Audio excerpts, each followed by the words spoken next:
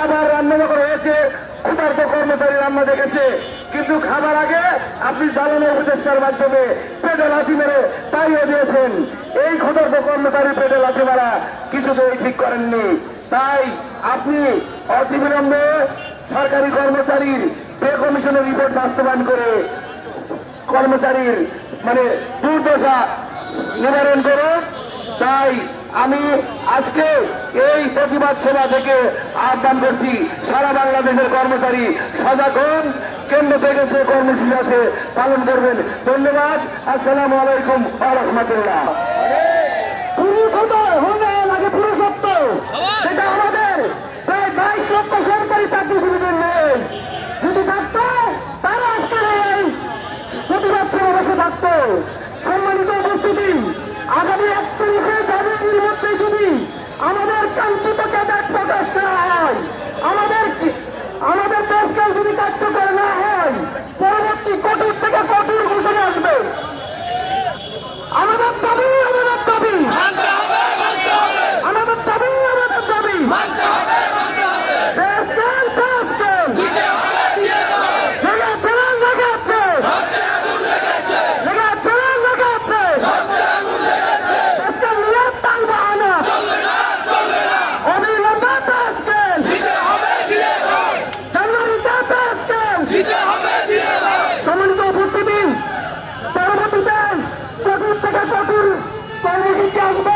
আপনারা সবাই ঐক্যবদ্ধ থাকবেন কিনা বলুন।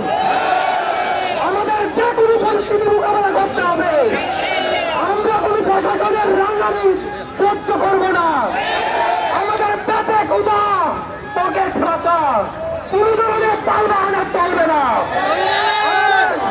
পরবর্তীতে তারা যে কর্মসূচি ঘোষণা করবেন, সবাই একাত্মতা প্রকাশ করে সামনের দিনগুলোতে থাকবেন, সে আহ্বান ব্যক্ত করে আমি সংক্ষিপ্ত বক্তব্য শেষ করছি। আসসালামু আলাইকুম। ধন্যবাদ। এ বক্তব্য করেছেন জনাব সাইদুর রহমান, আহ্বায়ক বাংলাদেশ তৃতীয় শ্রেণী কর্মচারী সমিতি, জনাব মোহাম্মদ সাইদুর রহমান।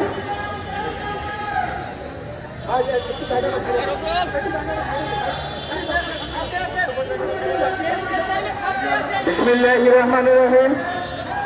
আজকের এই প্রতিবাদ সভায় শ্রদ্ধাভাজন সভাপতি উপস্থিত, কেন্দ্রীয় এবং সকল স্তরের নেতৃবৃন্দ উপস্থিত, প্রিন্ট ও ইলেকট্রনিক্স মিডিয়ার সাংবাদিকবৃন্দ, গোয়েন্দা সংস্থার সদস্যবৃন্দ, আসসালামু আলাইকুম রহমতুল্লাহ।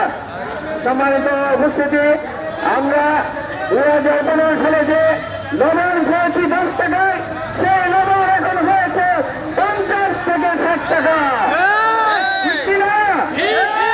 আমরা যে দুধ খেয়েছি 20 টাকা, সেই দুধ হয়েছে 100 টাকা। অর্থাৎ 5 থেকে 10 গুণ বেড়েছে, কিন্তু এখন পর্যন্ত আমাদের কোনো বেতন বৃদ্ধি হয়নি। আমরা আমাদের দেয়ালে কর্মচারী কর্মকর্তারা আজকে অসহায় অবস্থায় রয়েছে, তারা দিন যাপন করতে পারছে না, ছেলে মেয়েদের লেখাপড়া করতে পারছে না, বাজার করতে পারছে না, তারা কোনোভাবে জীবনযাপন করছে।